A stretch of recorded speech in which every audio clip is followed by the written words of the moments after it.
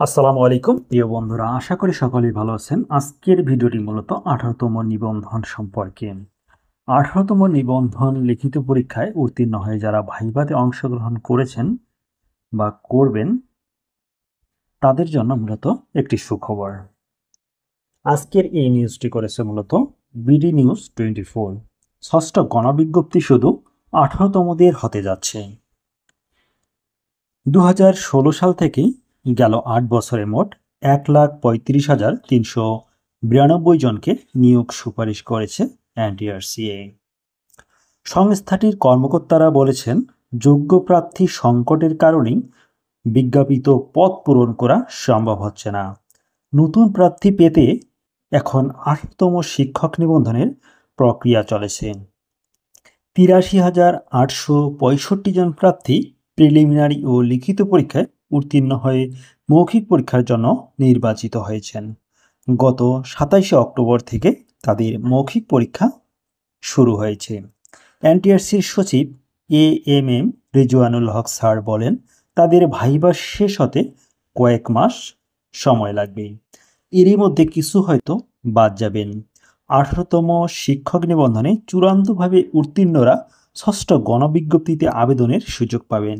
আমরা আশা করছি ষষ্ঠ গণবিজ্ঞপ্তিতে শিক্ষক নিয়োগের পর শূন্য পদের যে আধিক্য এতদিন ছিল তা থাকবে না। শূন্যপদ পূরণে ষষ্ঠ গণবিজ্ঞপ্তি কবে জারি করা হতে পারে এমন প্রশ্নের উত্তরে তিনি বলেন, ভাইবা শেষে চূড়ান্ত ফল প্রকাশের পর ষষ্ঠ গণবিজ্ঞপ্তি জারি করা হবে।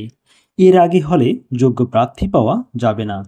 আগামী বছর এ গণবিজ্ঞপ্তি জারি হবে, তবে সম্ভাব্য মাস বা দিনক্ষণ এখনই বলা যাচ্ছে না। এবার কত পদের জন্য বিজ্ঞপ্তি আসতে পারে এ প্রশ্নের উত্তরে সচিব রেজওয়ানুল হক বলেন, আমরা শূন্য পদের তথ্য সংগ্রহ করছি। এ প্রক্রিয়া শেষে বলতে পারবো কতগুলো শূন্য পদে ওই গণবিজ্ঞপ্তি জারি হবে। পঞ্চম ধাপে সুপারিশের পর যেসব পদ ফাঁকা রয়েছে তার সঙ্গে নতুন করে শূন্য হওয়া পদ যোগ করে ওই বিজ্ঞপ্তি দেওয়া হবে বলে জানিয়েছেন তিনি। শূন্যপদের তথ্য সংগ্রহ কার্যক্রম ইতিমধ্যে শুরু করেছে এনটিআরসিএ। শিক্ষা প্রতিষ্ঠানগুলোকে আগামী 3 বছরের জন্য শূন্যপদের তথ্য 17 নভেম্বরের মধ্যে দিতে বলা হয়েছে। সচিব রেজওয়ানুল হক বলেন, গণবিজ্ঞপ্তি জারির জন্য আমরা 3 বছরের শূন্যপদের তথ্য সংগ্রহ করছি। গণবিজ্ঞপ্তি জারির আগে যে পদগুলো শূন্য হবে সেগুলোকে অন্তর্ভুক্ত করে ষষ্ঠ চক্রে শিক্ষক নিয়োগ প্রক্রিয়া চালাবে।